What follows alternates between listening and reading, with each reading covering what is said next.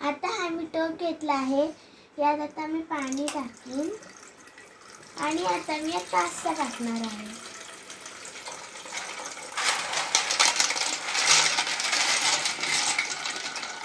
मग आता पूर्ण पाणी भरलं ते आपण याला बंद करूया.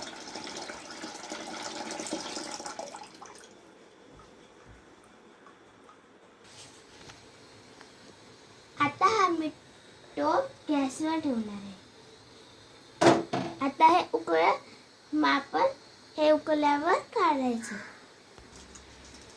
बघा मी आता 2 कांदे, 1 टमाटर, थोडीशी कढीपत्ता आणि 4 मिरच्या घेतलेल्या आहेत धुवून. चला आता मी याला कापते. बघा आता मी कांदाही कापून घेतला, टमाटरही कापून घेतला व मिरच्याही, आणि माझ्याकडे कढीपत्ता पण आहे. तर चला आपण आता पास्ता बनवायला घेऊ. आता मी हा टोप गॅसवर ठेवणार आहे. मग आता यात आपण तेल टाकूया थोडंसं.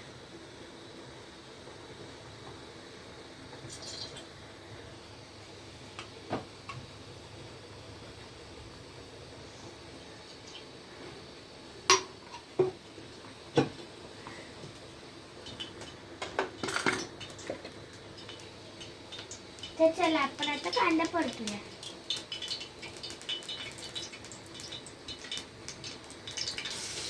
आता बघा कांदा टाकून झाला. आता मी याला परतते.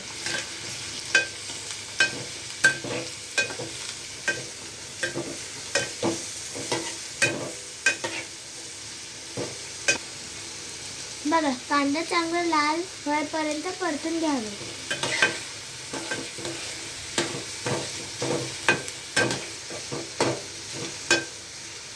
आता मी त्यात कढीपत्ता आणि हिरवी मिरची टाकत आहे.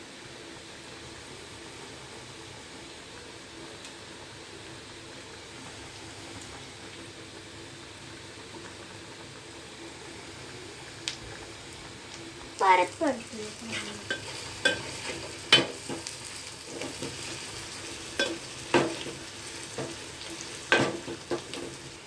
आता बघा हा कांदा लालसर झालेला आहे. तर चला आपण आता टमाटर टाकूया.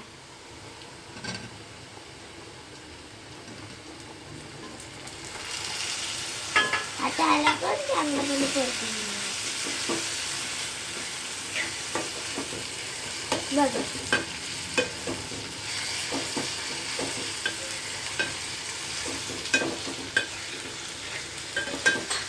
कांदा आणि टोमॅटो मिक्स होईपर्यंत चांगलं परतून घेऊया.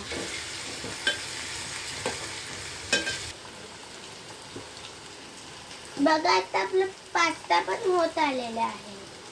मग ह्या पास्त्याला जो आपण कांदा, टमाटर, कढीपत्ता आणि लसणाचं बनवलं आहे त्यात टाकायचं आहे.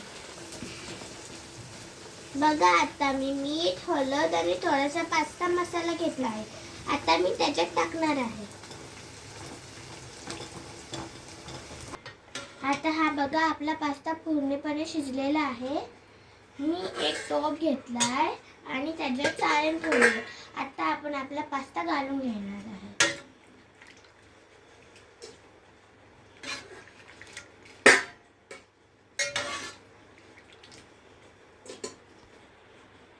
आता हा बघा पास्ता पूर्णपणे घालून झालेला आहे.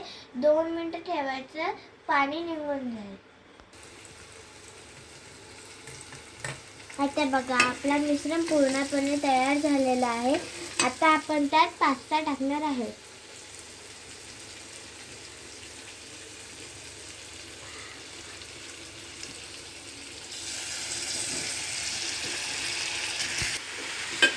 आता हा आपला पास्ता टाकून झालेला आहे. व्यवस्थितपणे आता ह्याला हलवूया.